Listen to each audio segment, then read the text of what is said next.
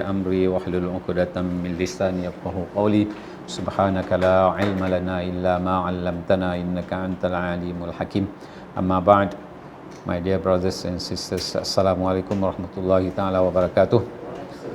So today we are going to continue from our discussion on the Rahiq al-Makhtum, the biography of the Prophet sallallahu alaihi wasallam. One more, inshallah. So in the last meeting, I think in the last class, which means a week ago, we already discussed about the religious situation, right, or religious condition in Makkah before the emergence of the Prophet sallallahu alaihi wasallam, where we said that there was of course the first religion that emerged in Makkah is Islam, which brought by Ibrahim alayhi salam, right, which inherited by Ismail alayhi salam, and also after that for few centuries, right? And then we was discussing about how the idols came into Makkah, you know, because the Deen al-Hanif, Islam, which originated from the Ibrahim alayhi salam, suddenly changed to idol worshippers. How that happened, right? So I believe those who attended, they already knows, and those who are listening online, I think, so they also already know about that one, that it was idols were introduced to Makkah in the Kaaba particularly by, who is the name of the person? Amr ibn Luhai, right?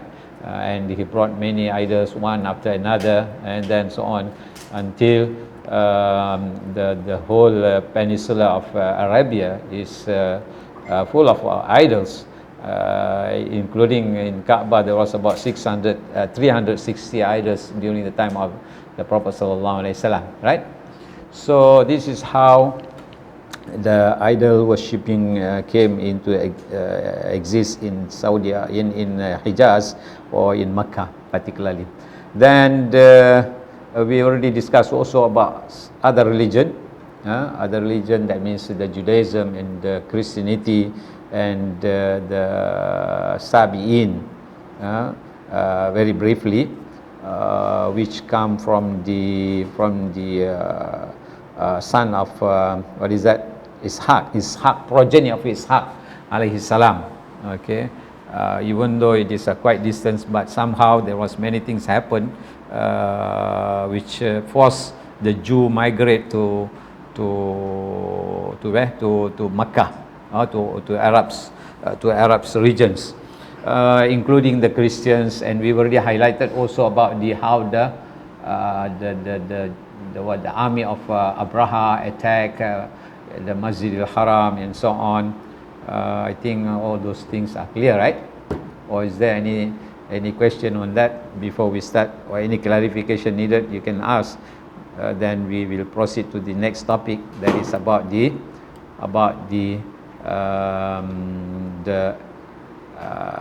and even the social life also we already highlighted, right? Social life, the next question is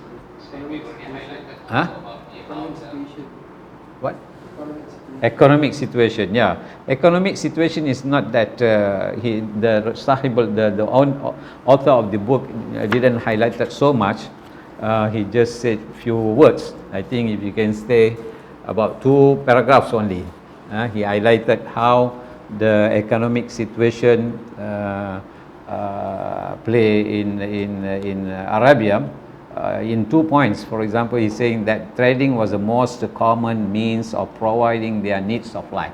Trading, meaning is that the first or the primary activity of that time is trading. Okay, but industry is not that familiar to the Arabs. So that is the 2 points he highlighted there. Industry was alien to the Arabian psychology.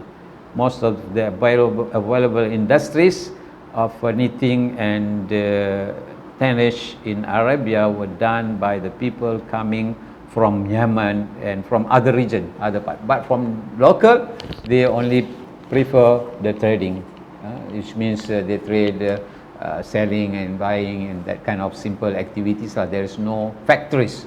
So the so-called factories like farming, like industrial works, industrial companies, there were no such kind of things.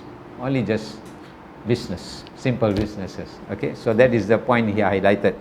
So then we will move on about the aspect of pre-Islamic Arabian society, particularly the third point, that is the ethics. How the ethics? MashaAllah. Why so important? 6, 4, 5. Okay, so if we can see here, the author highlighted 6 points in regard to the ethics. Even though we already come across the Jahiliyyah, the ignorant people, the Jahiliyyah people, how they are bad in many things, but at the same time they have their moral conduct also is a very what do you call it, excellent in a sense, because that's why they already have this moral, the manner, the Islamic manner in them, even though they are practicing all kind of gambling and so on, but somehow they have good behavior. That's why in one of the hadith, Prophet said what? Innama bu'istu liutammima makarim al-akhlaq, because they already have this makarim al-akhlaq, noble character they already have. Like he mentioned 6 of the out of many things, he mentioned 6 important things. So which means the meaning of the innama bu'istu, Prophet said innama bu'istu, I have been sent by Allah subhanahu wa ta'ala to complete to what? To complete the moral behavior of the Arabs. Li utammima makarim al-akhlaq. Okay, so which means they already have this kind of character, noble characters. Okay, so only maybe in regard to some of the things like killing, murdering, which we consider as bad things, but at the same time they have all kind of good values also. So we can see here, for example, the hospitality. Normally in regard to the hospitality, they have all kind of poetries. How we can find that they are par excellent in this kind of hospitality? Through their poetries. They have poetries, shaa. When you read the poetry, you can know, oh mashallah, they are admiring their behavior of this hospitality, to be particularly in regard to their guests. Okay, so that's why you can see here almost half of the poetry heritage dedicated to entertaining one's guest. Okay, so so I think that is, for example, maybe some of the example we can give you here, like what, when a guest come to their house, they sometimes slaughter a camel, right? You can see here he is mentioned some of the things. If we can read one of the paragraph.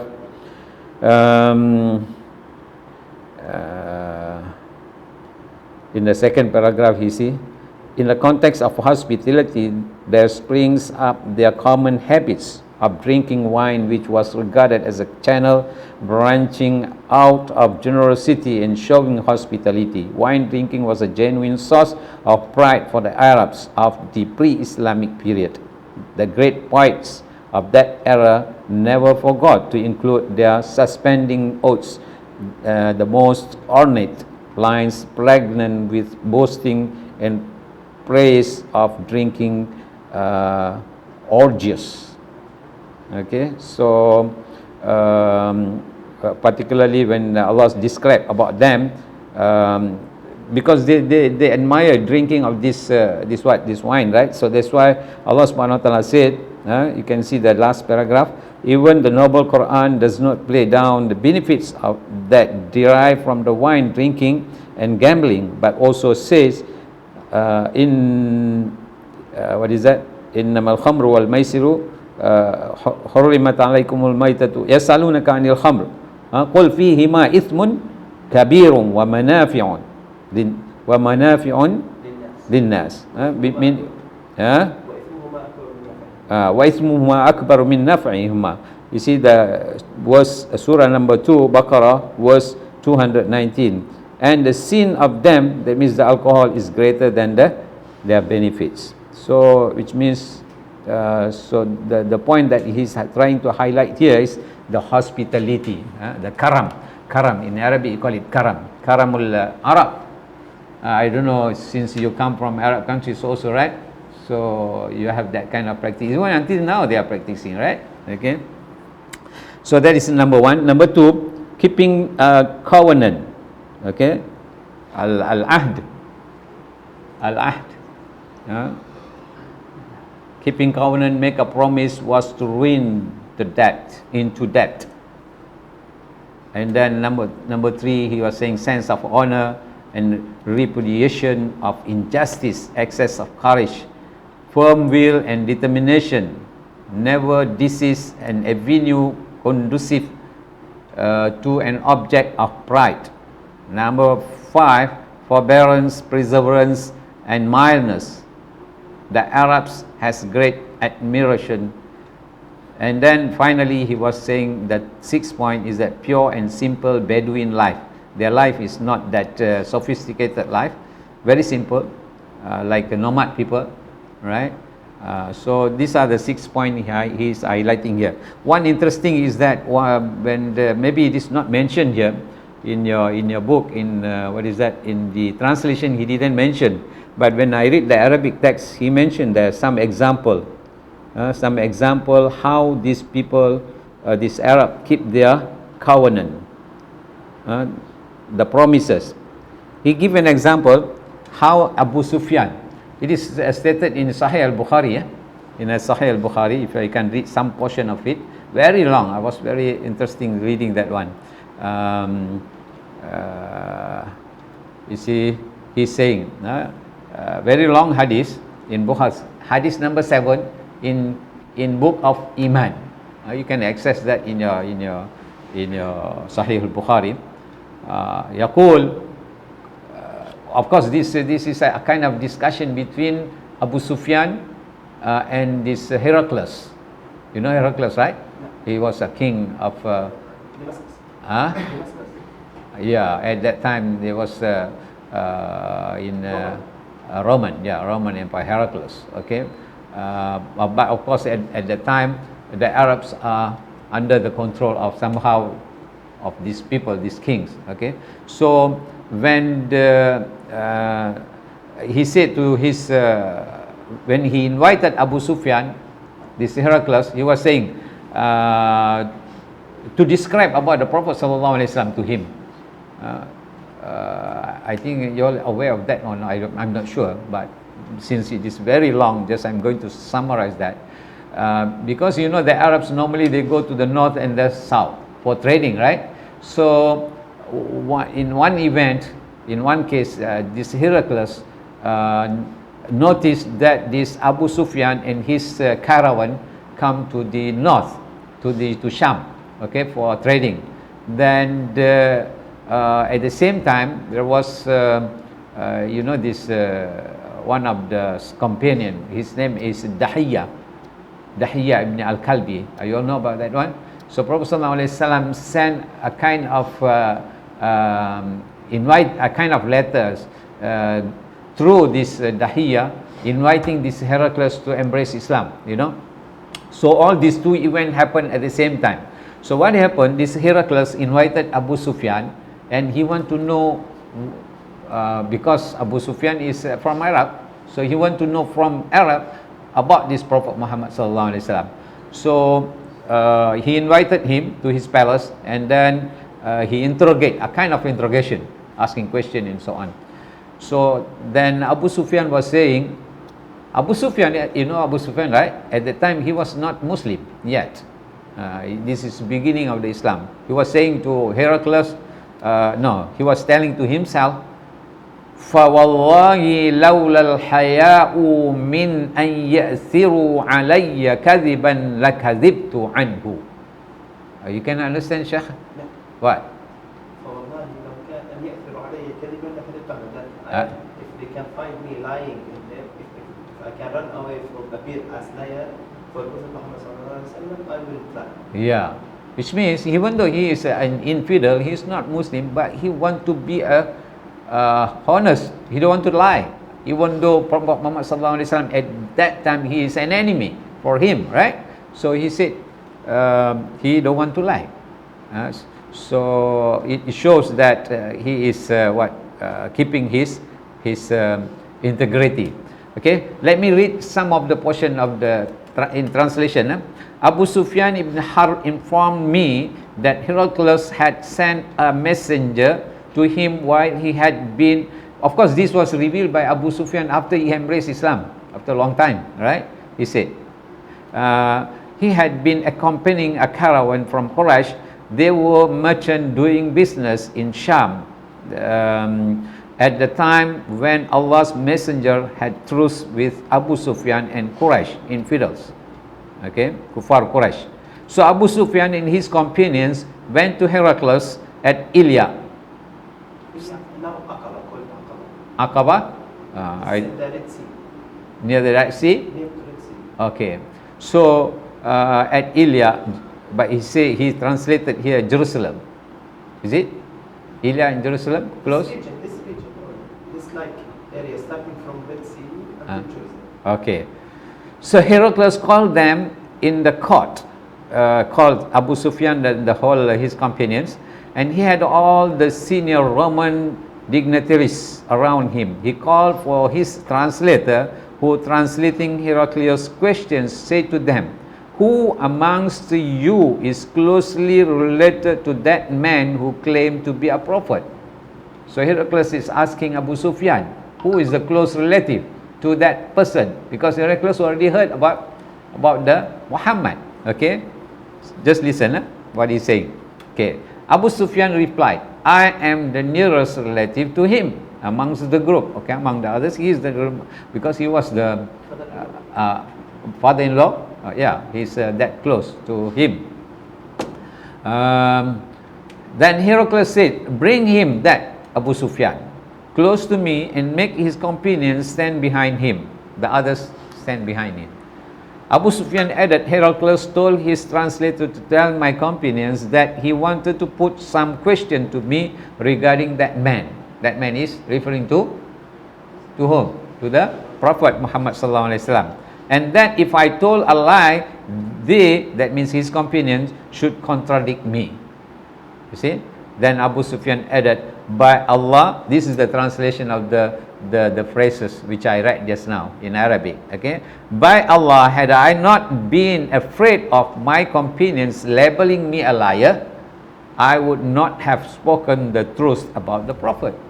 So all his companions know about the truth about the Prophet sallallahu alaihi wasallam, right? So they are standing behind him, and Abu Sufyan interrogated by the Heraclius. So he don't want himself to be labeled as a liar by his companions. Okay, so that's the showing that the keeping of the it come under the second point, keeping covenant and so on. Okay, so after that, the Heraclius asked him, the first question he asked me about him was, what is his family status among you? Okay, asking who? Asking Abu Sufyan, what is the status of this man? Then he was saying, Abu Sufyan said, I replied, he belongs to a good noble family amongst us. Heraclius further asked, has anybody amongst you ever claimed the same, to be a prophet before him? I replied, so Abu Sufyan said, no. Then he said, was anybody amongst his ancestors a king? I replied, no. Heraclius said, do the nobles or the poor follow him? I replied, it is the poor who follow him.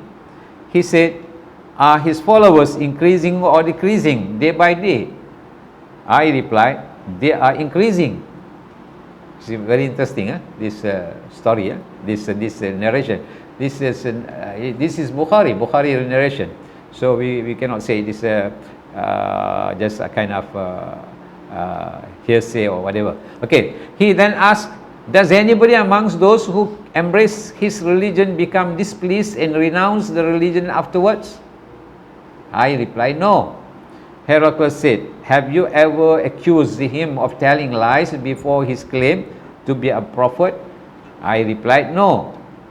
Heracles said again, does he break his promises? I replied, no, we are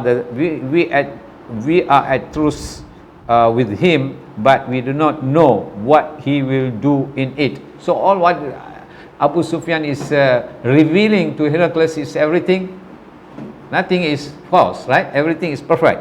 Then he continued, I could not find opportunity to say anything against him except that. Heracles asked, have you ever had a war with him? I replied, yes. Abu Sufyan said. Then he said, what was the outcome of that battles? I replied, sometimes he was victorious and sometimes we. Okay. Heracles said, what does he order you to do? I said, he tells us to worship Allah and Allah alone, and not to worship anything along with him. And he renounced all that our ancestors had said. He orders us to pray, he speaks the truth, to be chaste, and to keep good relations with our kith and kin. Heracles asked the translator to convey to me the following. I asked you about, okay, now this is another he is trying to explain why he asked all this question to Abu Sufyan. The reply was like this. Okay, Heracles asked the translator, because they are not communicating in the same language. This is Arab, that is what is the language? Syrian or Arabic. Aramaic or Hebrew? No, for Jews. Ibrania, Jews, Ibrania. But he's not Jews, he's Christian. No, I mean Ibrania is a Christian, right? No. Jew also? Jew, only Jew. Okay. Okay, then Heracles asked the translator to convey to me the following. I asked you about his family, and your reply was that he belonged to a very noble family. In fact, all the apostles come from noble families among their respective peoples. So Musa, Isa all come from the noble families. So same also Muhammad, he also come from the noble family. So it means he's confessing what Abu Sufyan said. So I question you whether anybody else amongst you claims such a thing. Your reply was in the negative. If the answer had been in the affirmative, I would have thought that this man was following the previous man's statements. Okay, so that is he was expecting what is that? Abu Sufyan said something else. So whatever he said is in the negative. So it means he's confirming him what he is in his heart. Okay, next. Then I asked you whether any one of his ancestors was a king. Your reply was in the negative, and if it had been in the affirmative, I would have thought that this man wanted to take back his ancestral kingdom. Okay, now it appears to be known. None of them are king, right? The ancestors. Okay. I further asked whether he was ever accused of telling lies before he said what he said, and your reply was in negative. So I wonder how a person who does not tell a lie about others could ever tell a lie about Allah. Okay. I then ask you whether the rich people follow him or the poor. You replied that it was the poor who followed him, and in fact all the apostles have been followed by this very class of people. Then I asked you, which means the followers of all previous prophets are all the poor people, not the rich people. Okay. Then I asked you whether his followers were increasing or decreasing. You replied that they were increasing, and in fact this is the way of true faith, normally increasing. Okay, till it is complete in all respect. Okay, next. I further asked you whether there was anybody who, after embracing his religion, became displeased or discarded his religion. Your reply was in negative, and in fact this is the sign of the truth, sign of the true faith. Okay, when its delight enters the hearts and mixes with them completely. I asked you whether he had ever betrayed. You replied in the negative, and likewise the apostle never betrayed. Then I asked you what he ordered you to do. You replied that He ordered you to worship Allah and Allah alone, and not to worship anything along with Him, and forbade you to worship idols, and order you to pray, to speak the truth, and to be chaste. If what you have said is true, He will very soon occupy this place, which means whatever you have said is true, then I'm worried. I'm worried about my palace, my kingdom. Okay, you see, this is very interesting. He will very soon occupy this place underneath my feet, and I knew it from the scriptures that He was going to appear, but I did not know that He would be from you, these Arabs. I was assuming that He will come from other nation, but unfortunately He come from your nation, because they was humiliating these Arabs. And if I could reach Him, definitely I would go immediately to meet Him, and if I were with Him, I would certainly wash His feet. Azim. This is a king saying like that to the Abu Sufyan. Heraclius then asked for the letter addressed by Allah's apostle. This is the letter which I told you just now. The Prophet ﷺ sent to the governor of Busra, and then through him to the Heraclius. Okay, so then this Dihya, you know Dihya? Have you heard about this name? He is one of the first among the earlier companions who was very handsome, very beautiful.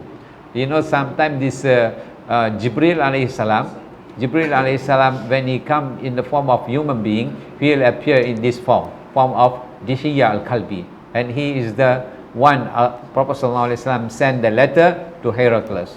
And this is many times the Jibril brought the wahyu, revealed the wahyu, and he come in the form of a human being, and particularly in the form of this Dihya ibn al-Kalbi. So I don't know whether you all know about this one or not. Okay, so this is the Dihya. So then he asked the letter from the Dihya, and Heraclius read the letter. What is the letter? The content of the letter is saying like this.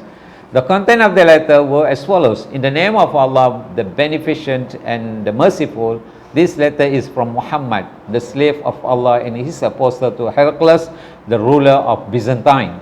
Peace be upon him who follows the right path.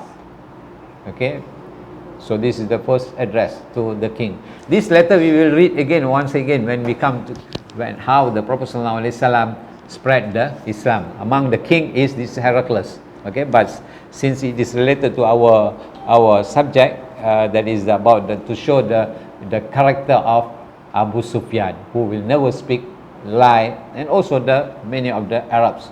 Okay, so the story will continue. Very long, this hadith. So for further detail, I think you can refer to this narration in Bukhari, hadith number 7.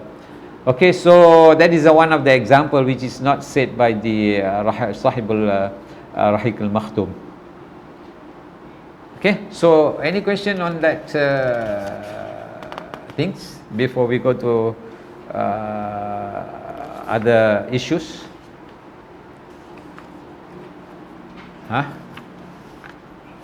Shah? Where are the other students? Shuaib.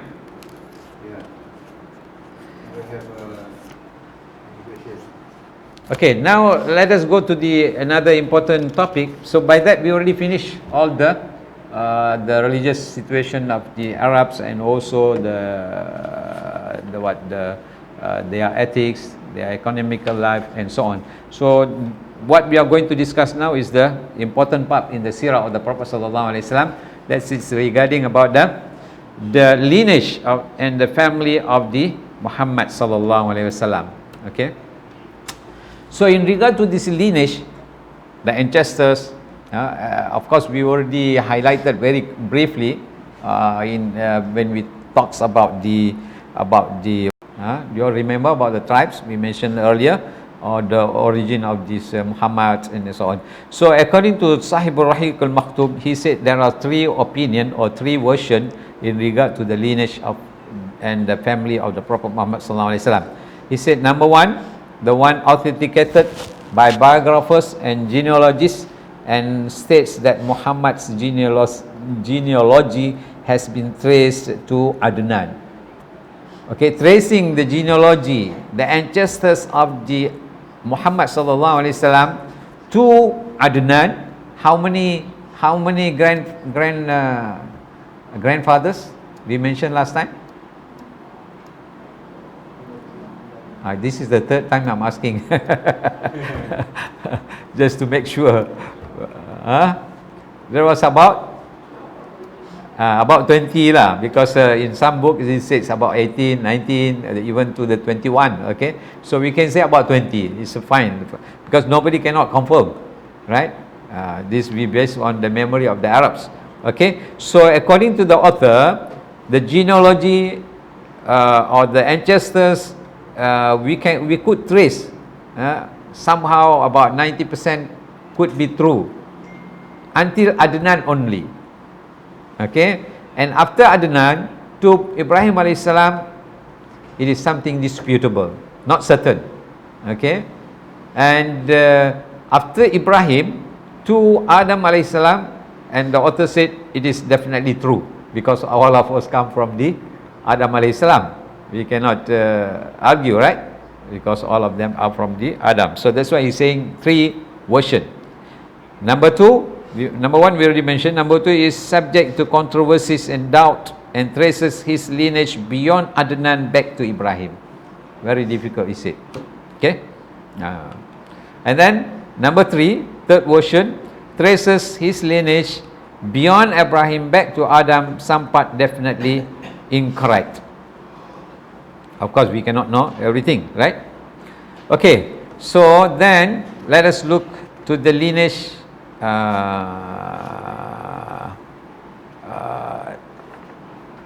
We don't have the slide, so I can show you the chart here. And now maybe it's boring, because why? Because I'm going to mention all the names. I think somehow you all know about the lineage of the Prophet Muhammad sallallahu alaihi wasallam. As if I cannot move, because I'm wired already. so You want to use yeah, but never mind lah. Since you want me to use? Sure. This one. Yeah. The image, is it? Yeah. You have in there, right? No, I have when I took the photograph. Okay. So how you want to put it there? I got my projector. Oh, yeah, projector. Oh, okay. Yeah, this chair has the projector. Is there? Okay, so let me, while you are looking for that, so according to the author, he said that Muhammad sallallahu alaihi wasallam, his father is Abdullah, and his father of the father Abdul Muttalib. What is the name of Abdul Muttalib? Here is, we are going to stop and discuss about this one. Okay, but never mind, let us go first. So he's trying to say that from Muhammad to Adnan is somehow is correct, right? So we have, can you count all this one? Muhammad, Abdullah, Abdul Muttalib, Hashim, then Abdul Manaf, Qusay, Kilab, Murrah, Ka'ab, Lu'ay, Ghalib, Fahr, Malik, okay. An-Nadar, Kinana, Khuzaimah, Mudrika, Ilyas, Mudar, Nizar, Ma'ad, bin Adnan. Altogether how many? 20. Yeah, this is the last one we gave you, right? But it is not that clear. Okay, it means 21. Yeah. And I see.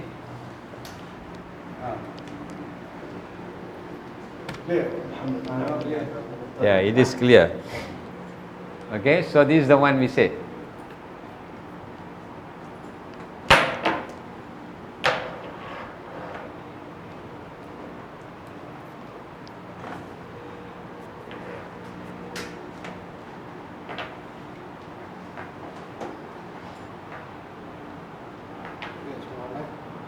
This is the Muhammad, right? Abdullah.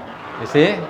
Abdullah, Abdul Muttalib, Hashim, Abdul Manaf, Qusay, and so on. Kilab, Murrah, Ka'ab, Lu'ay, Ghaib, Fahad, Malik, Mudar, Nadar, Kinana, Kinana, Khuzaimah, Madraka, Madraka, Elias, Mudar, Mudar, Nizar, Nizar, Ma'ad. So according to the author, all these are somehow is correct. Okay, so starting from Adnan onward, that is about how many from here? We told last time, here we say about 20, 21. Now we counted here is 21, right? But there are some dispute also on that one, but let us follow our author say what. And then from here to Ibrahim, how many?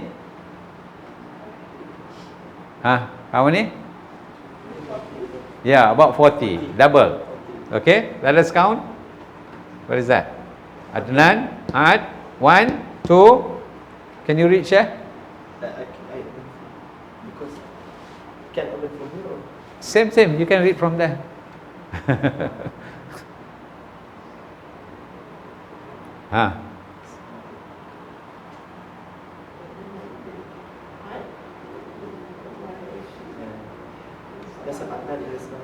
Never mind, I read Ad, Humais, then Adnan bin Ad bin Humaysa, Humais, bin Humayda, okay, Humayda, okay, then bin Salaman, Salman, 3, bin Aus, Aus, bin Bura, okay, bin Shuha, وهو سعد رجب, bin Ya'manan. Yeah, I think you have different version. So we follow this version. Never mind. So 1, 2, 3, 4, 5, 6, 7, 8, 9, 10, 11, 12, 13, 14, 15, 16, 17, 18, 19, 20, 21, 22, 23, 24, 25, 26, 27, 28, 29, 30. 31, 32. Go down. So about 40 lah. So altogether about 60. Okay. So that only he mentioned about these names here in 3. Of course, after Ibrahim to the above, we cannot trace. Even though he mentioned here, for example, beyond Abraham, sallallahu alaihi wasallam, Ibn Tarih, Azar. Of course, Azar everybody knows, right? Azar is the father of Ibrahim. Bin Nahur, bin Saruk, bin Ra'u. Azar, Nahur, Saruk, Ra'uk, Falih. Abir bin Saleh. Even I cannot pronounce how to pronounce this one. Arfakasht. You all have that one, right? Sam, no.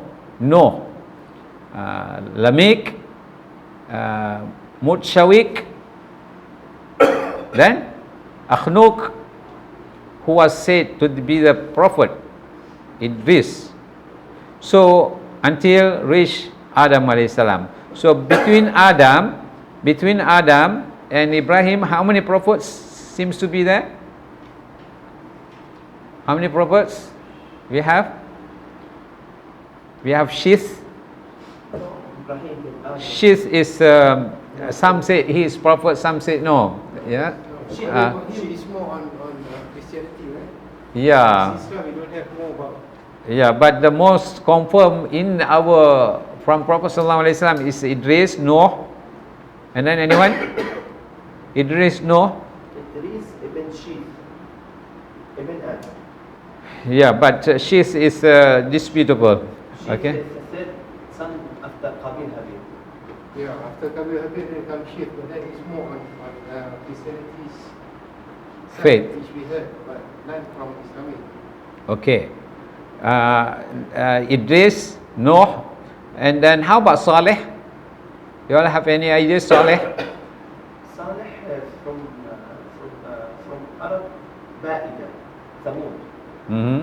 So it's after Noah. After Noah. It should be from Sam branch. Understand. From Sam. Saleh bin Ubayd bin Asif bin Mashif bin Ubayd bin Jabir bin Thamud bin Arab bin Sam. Because Noah had 3 sons. Okay, so briefly what we can say above Ibrahim is something very difficult to trace, and most of the information are not that clear. Okay, the most clear is Idris and Noah, and it is said also Saleh before Ibrahim. It is said by some people, because we don't find Saleh in the Because Ibrahim, not Arab originally. Ibrahim from Iraq. He shifted from Iraq to Palestine. That's right. So Saleh is originally Arab. I see. So from Saleh come other people that Arab that we consider like Hajar and so on. Yes, Hajar from Saleh branch. Prophet Ibrahim married this Arab. Then they called Arab Musta'lim. That Arab become Arabic. You have in Jordan you have the dome of the Saleh. Petra is in there. Okay, so that is briefly about the genealogy of the Prophet. Now let us focus from where?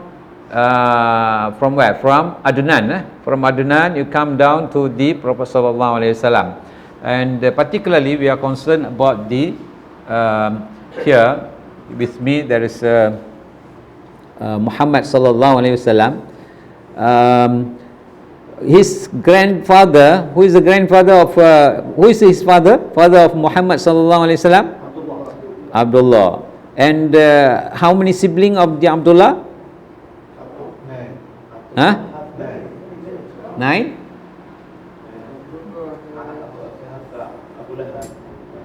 Sibling of Abdullah. Yes, Al-Abbas.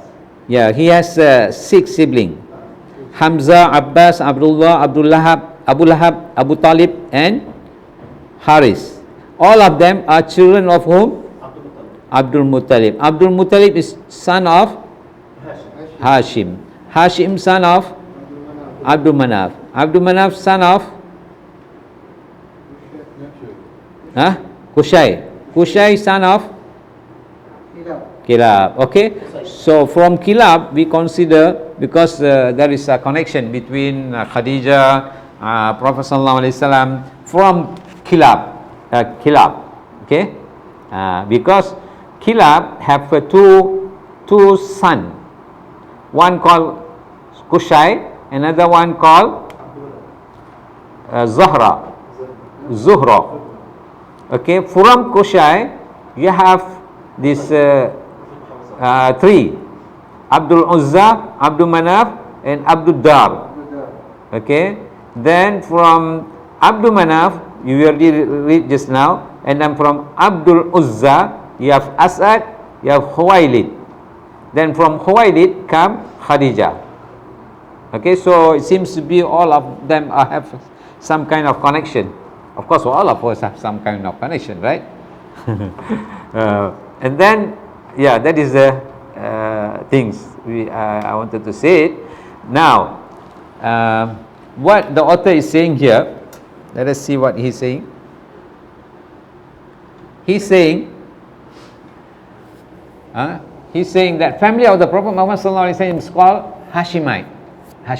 Okay, Hashimite family after his grandfather Hashim bin Abdul what?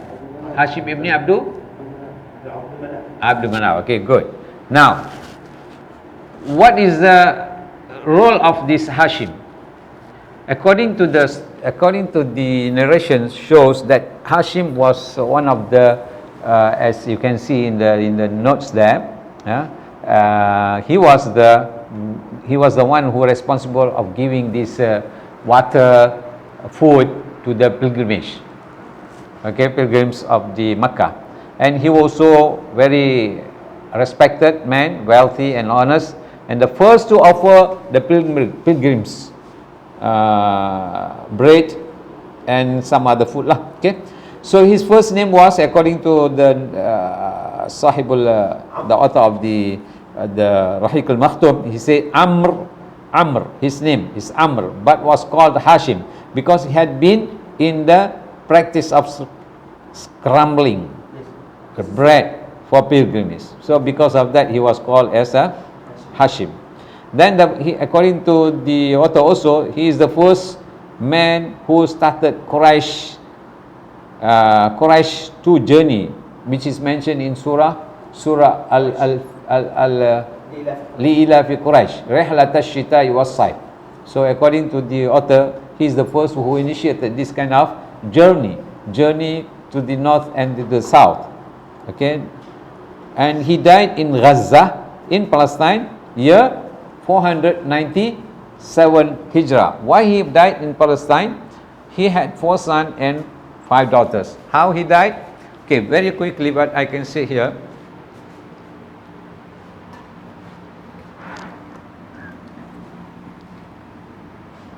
Okay, this is whiteboard, right?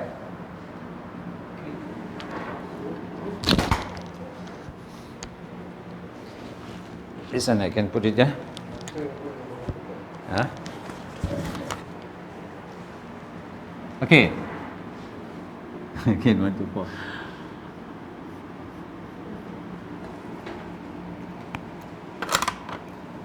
Hashim. Who is the son of Hashim? This is Abdul Manaf. Okay. Then here Abdul Muttalib.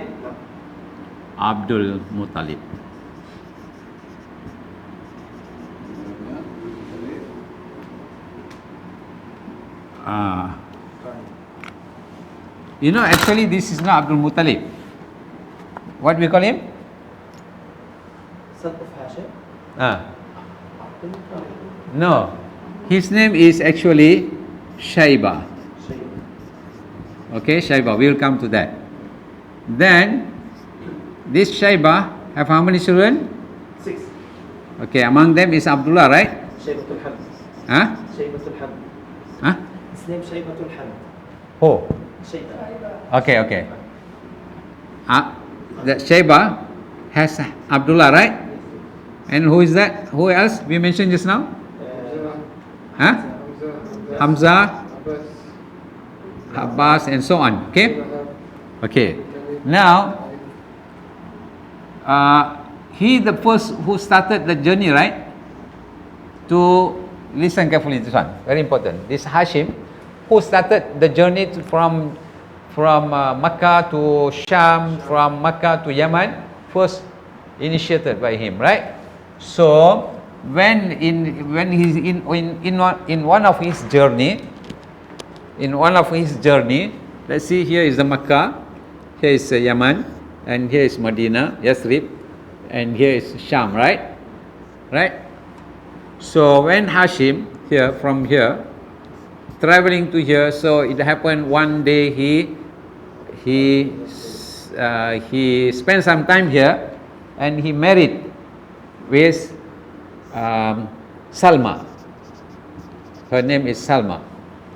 Okay. Then he spent some time here, and then he continued his journey to Sham. And we don't have any info how many times he traveled from here to here to here, maybe many times. But the story goes, he traveled and he married here. Okay. Then after he married, she got a child. From out of this marriage, Hashim married with Salma. He got a child, and the child name is what? Shaiba. Okay, this is the Shaiba. Okay, Shaiba. After Shaiba, then he left. Hashim left Salma and this what is that? Shaiba here. Then he traveled here, and it happened to be he died here, Gaza. That's why you have the Gaza. After he died, you see, where is the relative of this Hashim? Relative of Hashim, where? Where are they? Normally, because he's from this Hashim, he is in Makkah, right? Right? Right or not? All of them are in Makkah. Almost all of them in Mecca. So, after his death and no more visiting, Hashim is disappeared. So these people, his relative, his uncle, his whoever, any other relatives, nobody visited here. Until you have here another sibling, right? No.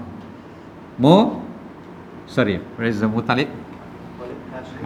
Abdullah, here is Muttalib, right? Hashim, Abdul Manaf, right? Yes. He has siblings, Shayba. Muttalib here, right? Right or not? Yeah, Muttalib, same Shayba. Same. No, Muttalib. Muttalib is here. A toddler, or what is that? Very, very young, small baby. Nobody visited him. Okay. So, but after some time, about 20 years, this Muttalib visited where? In Yathrib. At that time, the Medina is called Yathrib. Okay. So he visited the Shayba. He didn't visit Salma. Okay, because the boy already become adult. So he talked to him that we want to take you to Makkah because you are whatever lah. We don't know whatever the discussion is that. So he want to take up here to Makkah. He don't want to go to Makkah, to his origin, his father's place. And then he after some time, after he convinced Muttalib able to convince Shayba, and then he told him, if my mother allowed me, I can go. So when he approached his mother, the mother don't allow him to go to Makkah.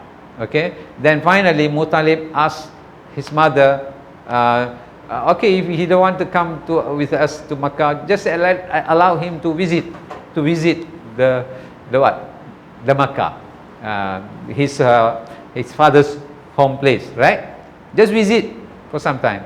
And then her mother, after some time, she agreed already.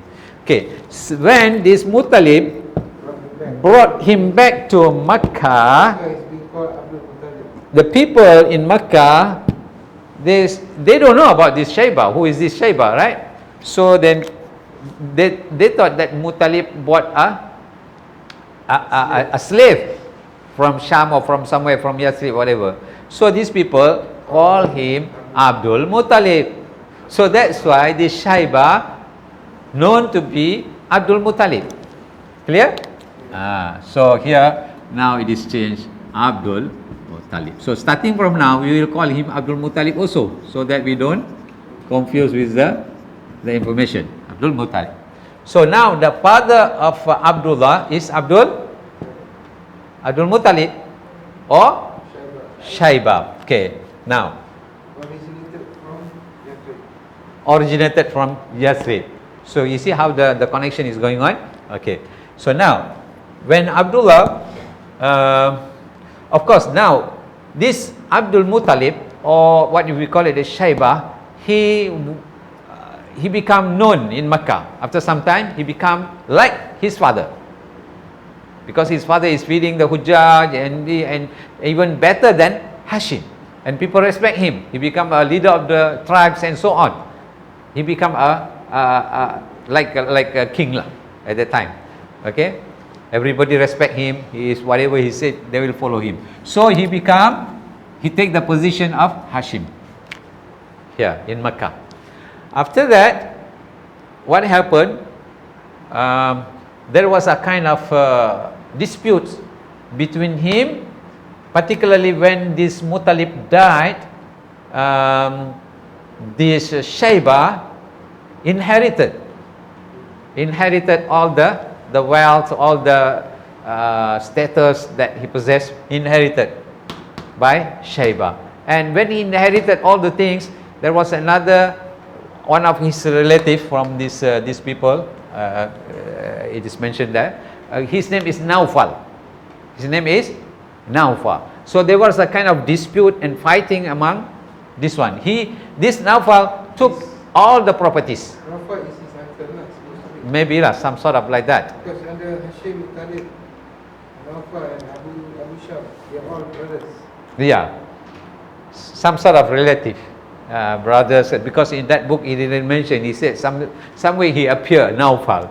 So From here, it's- okay, he said what? So because when you look at the picture, I said Mustalib, Hashim, Uh-huh. Rafa and Abu Shah. Oh, Naufal is there, right? We mentioned just now, right? Yes. Yeah, Naufal is the uncle lah. Uncle lah. Same like the Mutalib, right? Another uncle. We didn't mention the name here, but actually we need to mention Naufal. Okay, Rafa and Naufal. Abu Shams. Naufal. Okay.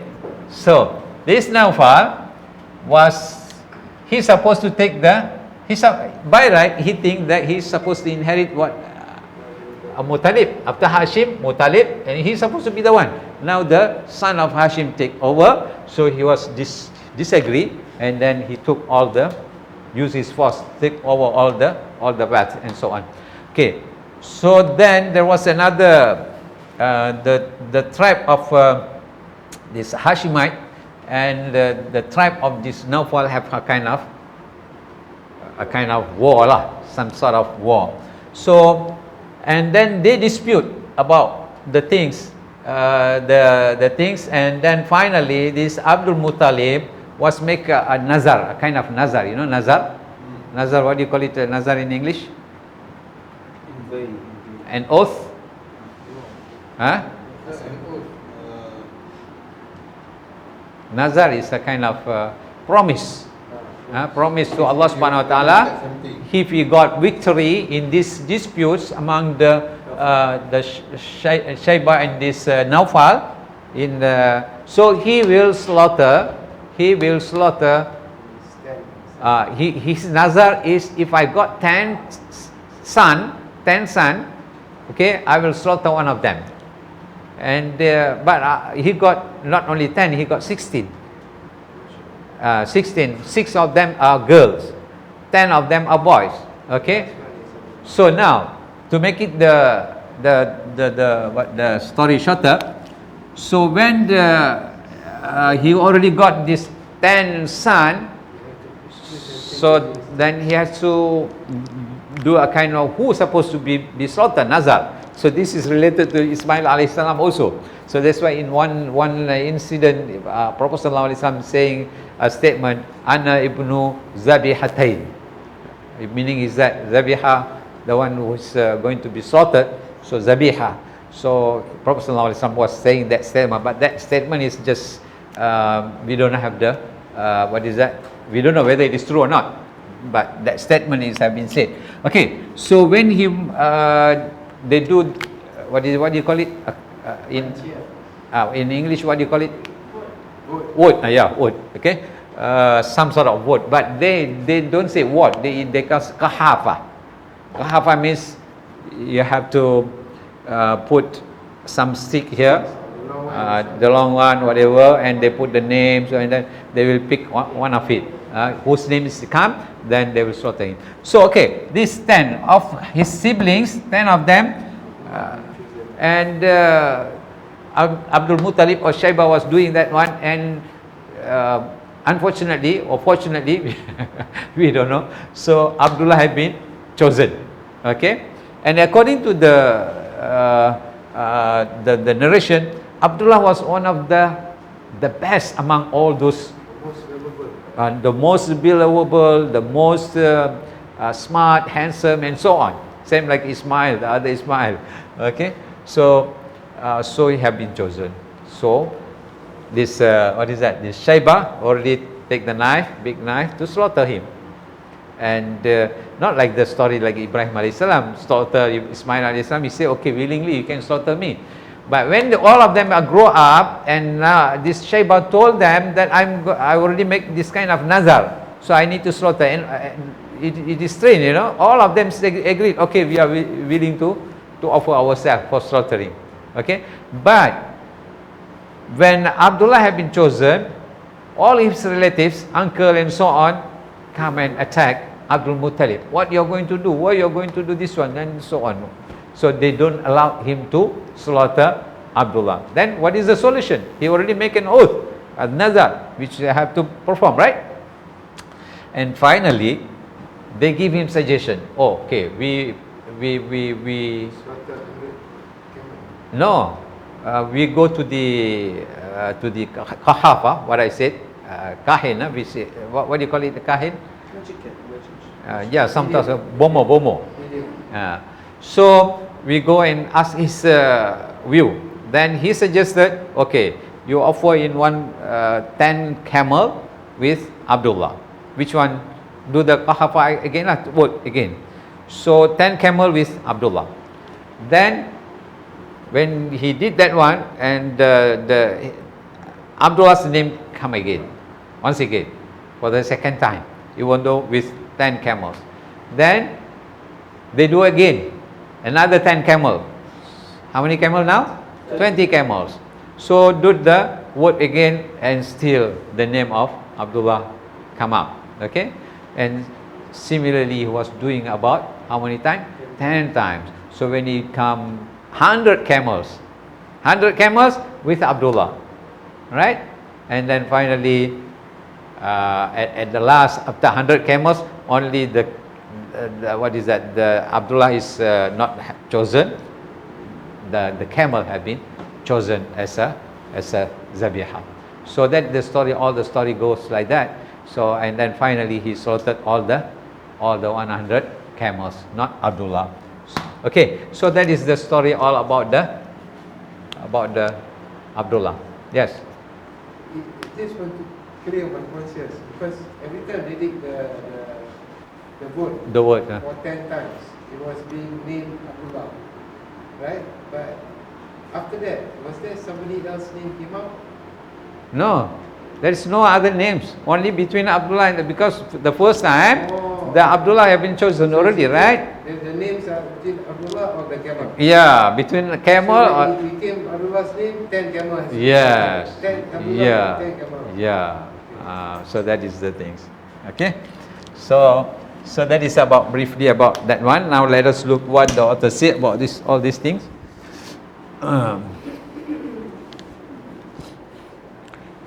Abdul Muttalib, okay, one of the sons of Hashim, being brought to Makkah from Medina to restore his father's authority and to live in the vicinity of the sacred house, even though not allowed by his mother earlier. So I already explained that one. Then he took over his uncle's charge of pilgrims, food and water. Originally his father's charge. After his uncle died, and managed to maintain his people's prestige and outdo his grandfathers and his honorable behavior, he gained deep love and high esteem in Makkah. So that is, we already explained all those things. And then he also witnessed, namely digging Zamzam well. Oh, this is another important thing. This Abdul Muttalib, okay, he's the one who dig the Zamzam well, and the elephant raid happened during his time. Okay, so this Abdul Muttalib, how you know that there is a, you know, before this period we don't know. You know, do you still remember when the Jurhum tribe during the time of Ismail alayhi salam, they were sometime in power, right, in Makkah. So when they have been attacked by some other tribes, they covered, they put all the what are the things they put inside the well? Two idols, right? That is in the shape of what? That deer, rooster, right? And then put all the weapons inside there, they cover. So since that day until the time of Abdul Muttalib, seems to be there is no water of Zamzam, right? So the Zamzam water, how he Abdul Muttalib know about that one? Yeah, he got dream. Then he dig until the water come and so on. So that's why Abdul Muttalib is considered who he witnessed the Zamzam well, and also he witnessed about the battle of the Abraha. So two things happened to him during his time. That is he dig the well of the Zamzam, and also he witnessed the Abraha, the Jayshul Abraha, the army of the Abraha. Elephant. Yeah, elephant. That we already discussed in the last meeting, right? About that one. Okay, and then as I told you that he has about 10 sons and 6 daughters. Then the Abdullah story is gone. Okay, now Abdullah. Who is this Abdullah? The father of the Prophet Muhammad sallallahu alaihi wasallam. His mother was Fatima, daughter of Amr ibn Ais ibn Imran ibn Makhzum, the smartest of Abdul Muttalib's son, the chastest and the most loved, the son whom the divination arrows pointed at to be slaughtered as a sacrifice to Al-Kaaba. Okay. Then Abdul Muttalib chose Aminah, daughter of Wahab and Abdul Manaf bin Zahra ibn Kilab, as a wife of his son Abdullah. Got married in Mecca, died in Medina at the age of 25, buried in the house of An-Nabigh al-Judi. So then he left very little wealth when he died, 5 camels, a small number of goats, and she's servant called Barakah, Ummi Aiman, and so on. Okay, next. Finish about Abdullah, the genealogies of Abdul Muttalib. So you already know now Hashim, Abdul Muttalib, and Abdullah. Now we will go to the other things.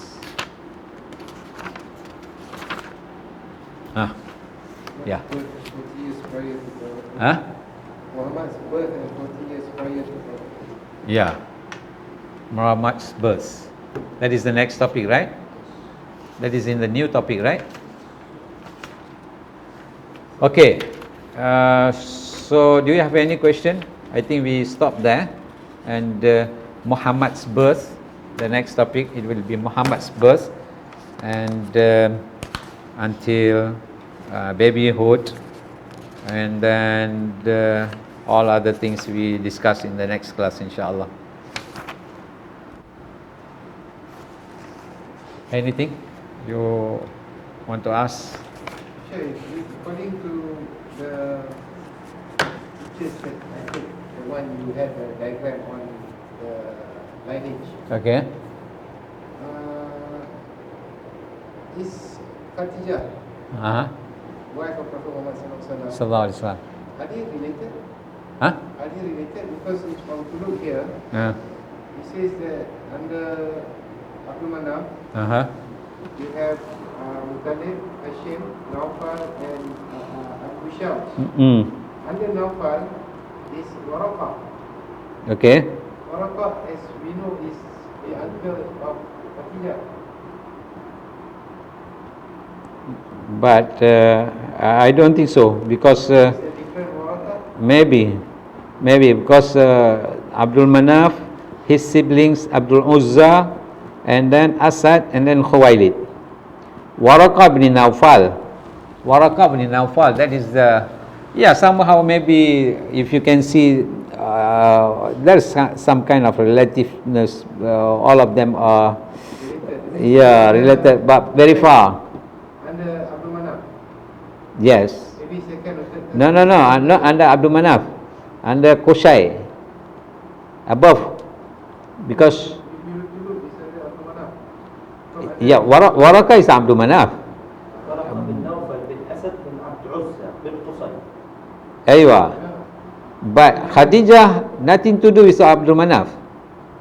Abdul Manaf we can consider as uncle, far uncle, because Abdul Manaf and Abdul Uzza, Abdul Manaf, Abdul Uzza, they are siblings. Like you are Abdul Manaf, he is Abdul Uzza. Okay, then you have child, and he also have 2 child, 1 child, grandchild. child, grandchild. ورقة بن نوفل cousin of Khadija. Cousin, second cousin macam tu lah. Not Not direct.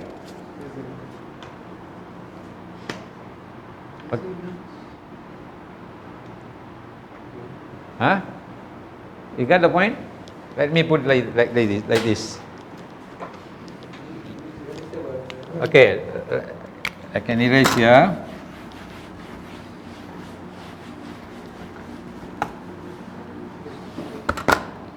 Okay, we have here kusai, right? Share. Kusai, then you have here. So you have 3 sons. Kusai have 3 sons. Abdul Manaf, Abdul Manaf. We just put Abdul Abdul Uzza, Abdul Manaf. And Abdul Uzza, Abdul Uzza. and Abdul Dar. Okay, here's another one, right? This is not that significant, right? Abdul Dar no mention. So, Abdul Manaf, you have what? Hashim. Hashim. And bawa Hashim, you have Shaiba. You have Shayba. Okay, then Then Abdul Uzza have Asad. Abdul Azza, you have Asad, right? Asad, right? Yes, Asad. Okay, then Have Khuwaylid. Khuwaylid. Asad, you have Khuwailid, right? Okay, Khuwailid. Khuwailid. Then Khadija. Khuwailid. Then you have Khadijah here. Khadijah. Okay, so Waraqah bin Nawfal coming from Asad. Waraqah bin Nawfal. This Asad? Asad No. have 2 sons. No. Waraqah ibn Nawfal come from here. Kusai, then cross Kusai, you have Abdul Dar. Waraqah ibn Nawfal come from here. From here. Right. Sorry. No, Waraqah bin Nawfal coming from Abdul Manaf. No, from Huh? Abdul Uzza. Abdul Uzza have 2 sons. Have Asad and have Nawfal. Waraqah bin Nawfal and Asad. Okay. Khuwaylid, Asad have 2 sons. Khuwaylid and Nawfal. No, I think you have wrong chart. I don't know, yours is wrong or mine is wrong. Nawfal bin Asad.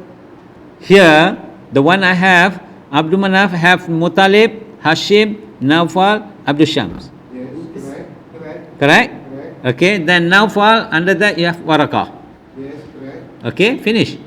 But if you look at the Kushay on the son, which is Abdul Uzza, what Okay, Abdullah Muhammad say, then you have Asad, then you have Walid, then you have Khadijah. and then you have Khatijah. Yeah, this is the one. So that means they are related in such a way to Kushay. Yeah, of course, related to the Kushai, not to Abdul Manaf. Go up. I don't know. My one like this. Abdul Uzza have 2 sons. Asad and Nawfal. Nawfal, you have Nawfal here. Waraqah ibn Nawfal ibn Asad. No, son of Asad Yeah, have other son called Nawfal. Nawfal. Nawfal or Nawfal. Nawfal? Nawfal, yes. Nawfal, the one who was fighting with Shaiba. Nawfal, and this Nawfal have Waraqah. I think yes. So the same, right? No, it's not same. Okay, dia punya kat sini, dia ada lagi satu. Okay, dia punya dekat under Abdul Uzza, mak kita punya sini, kita ada Abdul Uzza, kita ada Asad kan, Walid kan. Nampak? Correct. Dia punya cakap kat belah sini ada lagi satu nama Nawfal. Dia punya. Dia punya. Yalah, dia punya mungkin salah lah kot. Yours is under here, right? That means yours is here. That means you say Nawfal, right? We have different Nawfal, but we speak about Waraqah bin Nawfal. We Waraqah. have many Nawfal. Yeah, maybe another Nawfal, we don't know. So, Waraqah, he's direct cousin to Khadija.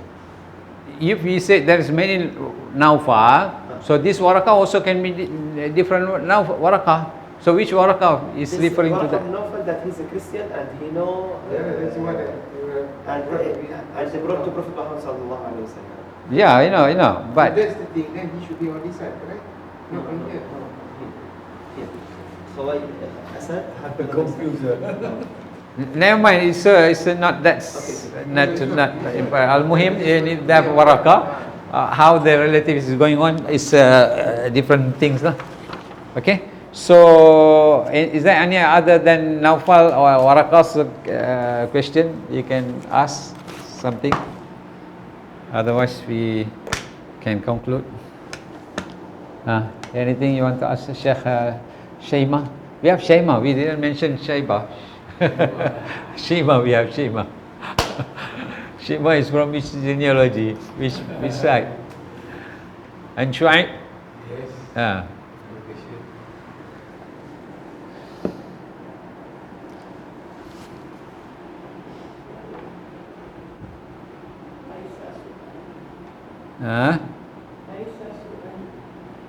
What? Not laisa soal. Ma indi soal. Ma indi soal. Are you all teaching Arabic here? Yes. What type of, you all using specific book or what? No. Okay. Quranic Arabic. Good. Okay, so anything, Sheikh Shuaib? Sheikh Muhammad? No? Finish? So can we stop here? Yes. Okay. Subhanakallahumma wa bihamdika asyhadu an la ilaha illa anta astaghfiruka wa atubu ilaik. Allahumma salli ala Muhammad wa ala ali Muhammad. Allahumma inna na'udzubika min ilmin la yanfa' wa min qalbin la yakhsha' wa min nafsin la tashba' wa min da'watin la yustajabu laha. Wa sallallahu ala sayyidina Muhammad wa ala alihi wa sahbihi ajma'in walhamdulillahi rabbil alamin. Assalamualaikum warahmatullahi wabarakatuh.